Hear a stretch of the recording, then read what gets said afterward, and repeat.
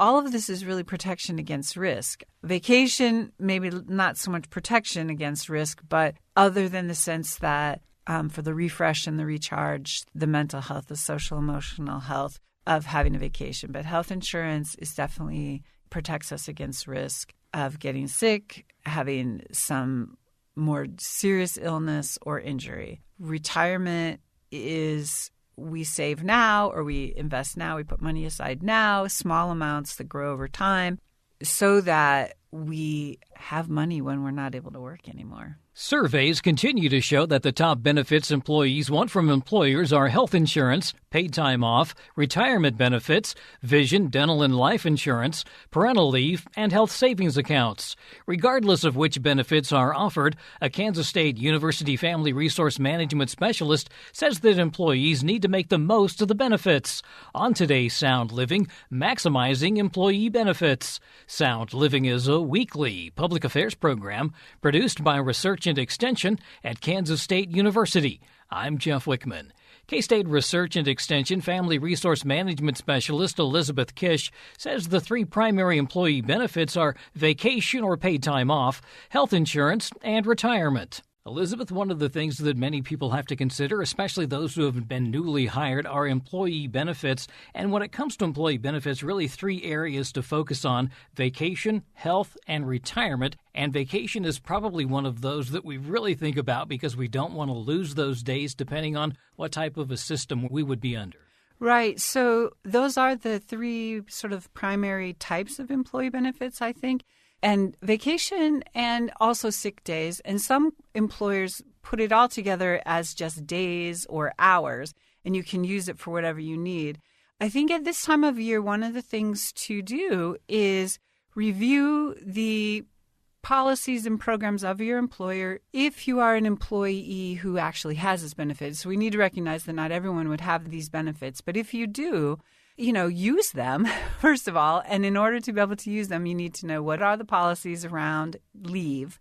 Do you have separate balances for vacation and sick days? And then how much do you have to take at a time? So, for example, can you take it an hour at a time, or do you have to take it 4 hours at a time or a full day at a time? And then if you don't use all of your leave hours or benefit in a particular year, do you lose it or does it accrue? That means does it add up over time? And if it does accrue, do you have a maximum total that you can get to? And then after that, you don't accrue anymore. So lots of things to think about when it comes to just the mechanics of the hours. But the other thing to think about, especially if you do have vacation or personal leave days, is using them. And so many people also have paid holidays. And so we know what those are. But then vacation days are given to us to refresh, recharge, maybe connect with family or friends, or to pursue other hobbies or activities in a more focused way that maybe we don't have time to do during our regular day-to-day work and life schedules. So they're really important not to lose them. And many, many, many people don't take vacation. And yes, it's great to be a work warrior or whatever you want to call yourself. But really, and I think, in the last few years, again, so much has changed. And we really do need that time away if it's given to us. So now in January, February, is a time to start thinking about, well, will you take days in the summer, as many people do, or will you take a few in the spring, summer, fall? Do you want to save them for over the winter holidays? Just start planning it and getting it in your calendar. Also, depending on your workplace, you may have to negotiate with your colleagues and the ebb and flow of your workplace, too. If fall's a busy time, you might not be able to take vacation in the fall, even if that's what you'd really like to do. Yeah, I think that's good, getting your vacation time in early, thinking about what may be coming up. Sometimes there's life events, weddings, things like that you want to make sure that you can attend. So the sooner you get that in, the better opportunity you have to get that time off. That's right. Especially, if you work in a small workplace or your department is small, or if you have some very non-flexible events that you really want to attend or participate in, as you mentioned, a wedding. And I know, depending on your life stage, you may have many weddings to go to. The other thing I think is of major importance as we think about it is health insurance. And I know just from Kansas State alone, there are a number of various plans that you could be a part of. And we review those every year to see whether or not we want to make any changes, whether we want to continue to have everything taken out, if we want to do a savings type account. A lot of options when it comes to health insurance. Sure. So for us, you mentioned K-State and the state of Kansas, and our open enrollment period is in the fall, but the new policies start now. So you may have reviewed everything and made your decisions, or maybe you were a little bit on autopilot and just said, well, I'm going to do what I have done before. But now that the policies are in force is a great time to review what your actual coverage is, even if you think you know. Think about what providers are in the network, and it could vary based on the service because providers come and go. I know I got a letter from Blue Cross Blue Shield of Kansas, who's my providers, mentioning that somebody had left the network. And so I have to find someone new, right? And so I think now is a great time. Hopefully you rested over the holidays and you're healthy, but we also know there's a lot going around. So it's better to know who your providers are, know what the terms of your insurance contract is before you need to use it for just the day-to-day, like the cold, sniffles, colds, I call them the scratch and dent events. And then if you are thinking about this might be a year to do something bigger, maybe, some kind of surgery or, you find out during the year, then if you have the opportunity to think about the timing of it all, speak with your provider, but then also look at things like your deductible, and is it an individual deductible or a family deductible? And in the past, have you met the deductible? In which case you might want to save a big medical expense for, a time of year when you think the deductible may have been met. So those are kind of appointments and maybe critical care things that you can schedule, but still important. Also think about what is it in terms of if there's an emergency, what does your health insurance policy say about what's covered and where do you have to go and those kind of things. Then there's also, of course, the mental health benefits that you may have in your policy. And if that's something that's important to you or a family member who's covered, review that because that may have changed. And then also, if you take regular medications, you might want to review the prescription coverage and also what your policy says about where, if there are any prescription benefits that you can take advantage of that would lower the cost. We're always thinking about what we want to expose ourselves to risk-wise when it comes to insurance, so we need something that we're comfortable with. We know that we can at least meet the expenses up to a certain point. Right. So that's another thing to think about is depending on what your total out-of-pocket cost is for the year based on if you actually use your health insurance coverage, it's good to think about where will that money come from. And many of us do have health savings accounts that can be used to cover the co-payments and the out-of-pocket expenses before your deductible is met. Many people also have flexible spending accounts that is probably a little bit more targeted towards specific benefits. And so if you do, you want to spend out of that first and then use your health savings account. But you may, if you don't have access to those savings accounts, you may just need a general emergency fund account, right? For what other things that might not be covered that you might need.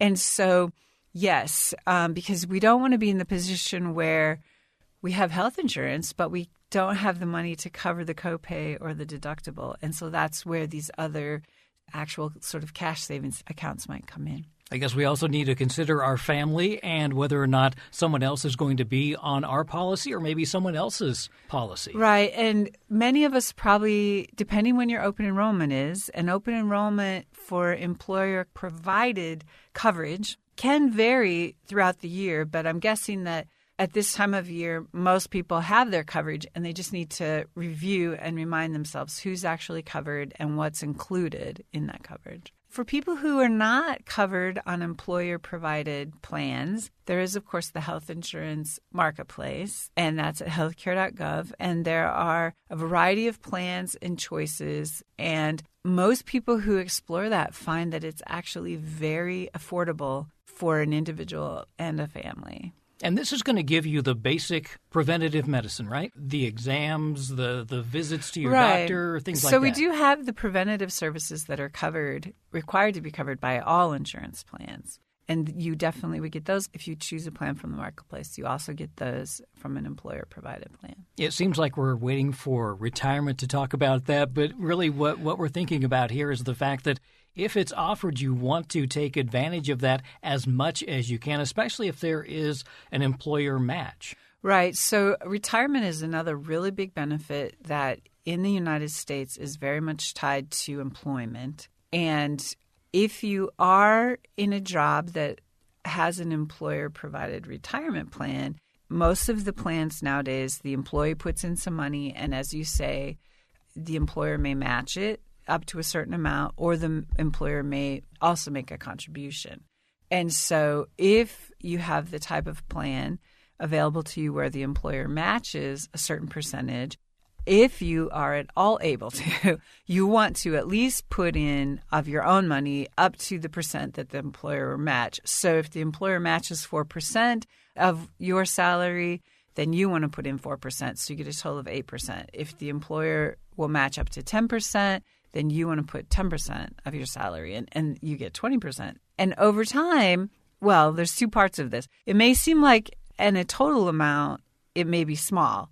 But over time, it adds up, and with compounding and market, hopefully there's market gains, but of course there will also likely be losses. But over time, you then accrue a sum of money that you can use for retirement when you do retire. In the moment, 10% or 4% even can seem like a lot to take off the top of your salary, especially when you're just starting out. But if you just do it off the top, you may not miss it. And over time, you just get used to it. And it's so, well, it can be exciting. It can also be disappointing when you look at your balances. Over the last few years, yes. It's been a roller coaster, right? But again, employer-provided retirement accounts are one benefit of being an employee. Of course, Social Security is also tied to employment for the most part. As workers, we pay into it, and our employers also pay into it. We put less into Social Security, we also get less out. And there's a lot of conversation always about Social Security. And so one thing that's really important to keep in mind is that it's not meant to be our only source of retirement income.